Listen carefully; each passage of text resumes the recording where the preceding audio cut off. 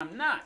But you know what? Even if I was, guys, I would still have bulking and cutting cycles. Why do we have bulking and cutting cycles? Now, I know that most of you guys out there, 90% of the dudes who are in the gym are big puff balls that are just big puffy dudes with probably beer bellies and no cuts, but you're big and you love to lift and you go to hang out with your friends and say, hey, I bench such and such amount because I'm so manly.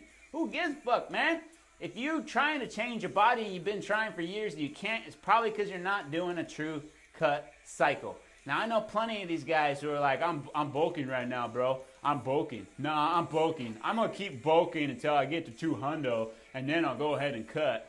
And if you only weigh 160 and you're going to keep bulking until you get to 200, I can tell you, you'll get there, man. But you're going to get there and you're going to be a big old chunky butt. Because that's what happened to me. I learned the hard way. Don't learn the hard way. Learn from my mistakes. I'm going to tell you how, guys. I'm going to tell you the secret, okay? To gaining size, the secret is cutting, man. You got to cut to get big. Okay, these cycles are dependent on each other, guys. It's human biology. That's what it is. Now, when you cut, you're going to slowly decrease your calories. You're going to eat less and less and less. You're going to be doing cardio and all this shit. And no matter what, after 13 weeks of a cut cycle, your metabolism slows because your body starts to think it's starving. So over a period of months, your metabolism naturally starts to slow down to conserve energy. Now what do you do when you get to the end of the cut? You flip that bitch, man. You turn around and you start increasing the calories. You start lifting heavy, you keep working out like you are, and what happens? Your metabolism's already slowed. So for guys like me who are naturally skinny with a fast metabolism, I get to put on some damn gains, man. That's what gets you to gain. So if you want to get to 200 and you only weigh 160, do a cut cycle, man. Commit to lower calories and cardio and all that shit. Get all diced up over 13 weeks. When you turn around, the month or two after a cut cycle, that's the most anabolic time you can build mass, right? You'll just put on so much muscle you won't even know what to do with it.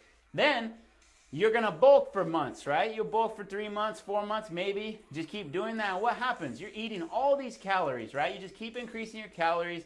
You keep going beast mode in the gym. I keep doing cardio. I know a lot of guys, puffballs, don't like to do cardio on a bulk. That's dumb shit, man. You keep doing cardio on a bulk.